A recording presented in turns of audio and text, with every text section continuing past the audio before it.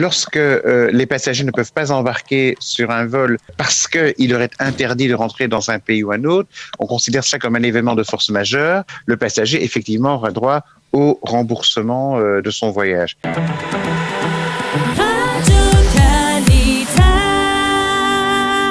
Nous allons parler des répercussions des décisions du gouvernement autour du variant Omicron qui de cette semaine, de ce début de semaine, avec en particulier l'annonce de la fermeture des frontières israéliennes pendant au moins 15 jours aux touristes étrangers et de ces répercussions. Alors nous sommes en ligne avec Maître David Sprecher. Bonjour Maître Sprecher. Vous êtes avocat international spécialisé dans le droit du tourisme et de l'aviation.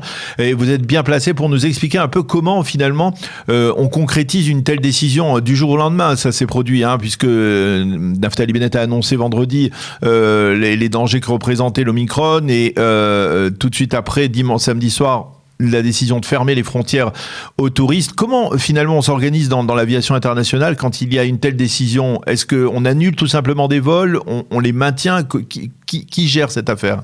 Alors, d'abord, au niveau de la décision, ces décisions sont toujours notifiées aux compagnies aériennes sous la forme de notifications officielles qu'on appelle NOTAM et qui sont émises par les administrations civiles aériennes des différents pays. Et j'allais dire qu'on peut en fait considérer deux cas de figure. D'abord, on a un certain nombre de pays pour lesquels il est strictement interdit de voyager vers ces pays. C'est ceux qui sont catégorisés comme étant pays rouges, la majeure partie des pays africains, à l'exception du Maroc et de l'Égypte. Dans ces cas-là, bien évidemment, en ce qui concerne les vols qu'on appelle des vols de point à point, c'est-à-dire des vols qui partiraient d'Israël uniquement vers ces endroits-là et pas des vols en correspondance, les compagnies aériennes immédiatement réduisent la voilure.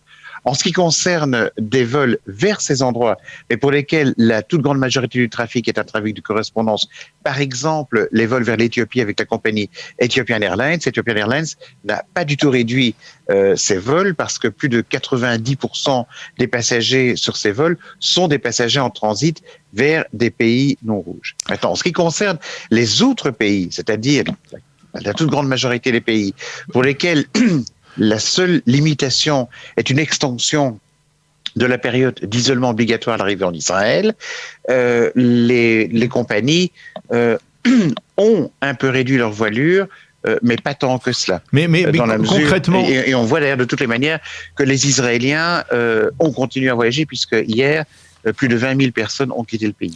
Oui, alors je ne parle pas tellement de ceux qui ont quitté le pays, mais ceux qui reviennent. C'est-à-dire le fait que, par exemple, depuis dimanche, les touristes ne peuvent pas venir. Il y a des avions, on suppose des avions, on va dire, toutes les compagnies, l'Air France, on va parler de la France en particulier, au moins une partie de leurs passagers, des touristes, et ils ne peuvent pas partir. Qui dédommage qui? Comment on gère une telle situation pour un avion qui devient plus rentable, par exemple pour une compagnie aérienne, même pour El Al, pour Air France, pour d'autres compagnies? Oui, donc effectivement, il y a un problème de rentabilité. D'abord, la toute première chose, c'est que lorsque les passagers ne peuvent pas embarquer sur un vol parce qu'il leur est interdit de rentrer dans un pays ou un autre, on considère ça comme un événement de force majeure. Et cet événement de force majeure fait que la compagnie aérienne ne devra pas payer de compensation statutaire aux passagers pour le vol qui aura été annulé. Par contre, le passager, effectivement, aura droit au remboursement de son voyage. Mais c'est tout ce qu'il pourra prétendre. Il ne pourra pas prétendre à un paiement de compensation dans la mesure où la décision est une décision d'État et pas qui ressort de la compagnie aérienne. Alors, je voudrais, puisque vous parlez aussi, vous êtes spécialisé aussi dans le domaine du tourisme, il y a tout de même un événement qui est assez particulier, ça n'a pas échappé aux journalistes de la presse israélienne et des médias israéliens. Le 12 décembre prochain, il doit y avoir le concours de Miss Univers à Eilat et on voit circuler des Miss Univers, des Miss du monde entier qui sont venues ici. Il y en a 174 apparemment. Comment ont-elles reçu l'autorisation de venir et comment, alors que aucun touriste étranger n'est autorisé apparemment à rentrer en territoire israélien, comment ces Miss et leurs accompagnateurs peuvent être autorisés? Est-ce qu'il y a une dérogation tout à fait particulière à l'occasion de ce concours? Alors d'abord, je ne sais malheureusement pas ce qui a été fait dans ce dossier. Ce que je peux dire de toutes les manières, c'est qu'un nombre assez important de candidates est venu en Israël avant l'entrée en vigueur des restrictions. Pour celles qui sont arrivées par après, j'imagine qu'il y a certainement dû avoir une sorte de processus d'exemption. Mais je vais dire également que ce même processus, à mon avis, d'exemption d'isolement obligatoire de 3 jours, etc., c'est le même processus qui est employé aujourd'hui, mais qui était le même processus également employé auparavant par le précédent gouvernement lors des déplacements de ministres et autres à l'étranger également.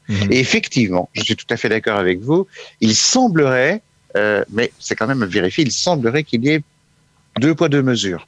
Tout à fait. Oui. Il faudrait vérifier. C'est à vérifier, bien évidemment. Et là, par exemple, il n'y a pas de possibilité au niveau de l'industrie du tourisme de proposer des solutions alternatives, comme il y en a eu dans la période où on sortait peu à peu de l'épidémie ou de la 4e vague, à savoir, par exemple, l'organisation de groupes touristiques qui resteraient sous une même capsule, comme on dit. C'était pas envisageable, c'est-à-dire à partir de ce moment-là où il y a une décision absolue, il n'y a pas possibilité de trouver un compromis pour aider l'industrie du tourisme qui est touchée à nouveau? D'abord, premièrement, la décision a été prise sans aucune consultation avec personne, ni professionnel, ni expert spécialiste comme je le suis. Et d'ailleurs, pour preuve, le lendemain de la décision, à savoir dimanche matin, j'ai eu un ministre qui m'a téléphoné pour consulter avec moi, mais c'était dimanche matin après la décision du cabinet. Cependant, ce même ministre m'a dit que, sauf aggravation de la situation, sauf découverte scientifique extraordinaire, à son avis, la limitation ne sera que de 15 jours. Et on peut le voir de toutes les manières dans d'autres pays, cette limitation de 15 jours, c'est ça qui pour le moment est pris en compte. Par exemple, la fermeture de l'entièreté du ciel marocain qui a été prise et qui sera valable, elle, jusqu'au 13 décembre. Alors, est-ce qu'on est les seuls en Israël à travers le monde à avoir pris une telle mesure face aux variants Omicron, ou il y a d'autres pays qui se sont fermés également? Non, bien sûr, il y a toutes sortes d'autres pays. D'abord, le tout premier pays, avant même Israël avoir pris une première mesure, a été la Suisse, qui interdit l'entrée sur son territoire de toute personne en provenance d'un pays où aurait été découvert un patient Covid-19 contaminé par ce variant. Et puis on a d'autres pays qui se sont fermés. Par exemple, l'Australie s'est refermée, le Japon s'est refermé, le Maroc a fermé l'entièreté de son espace aérien jusqu'au 13 décembre. Voilà. Non, nous ne sommes pas du tout les seuls du tout.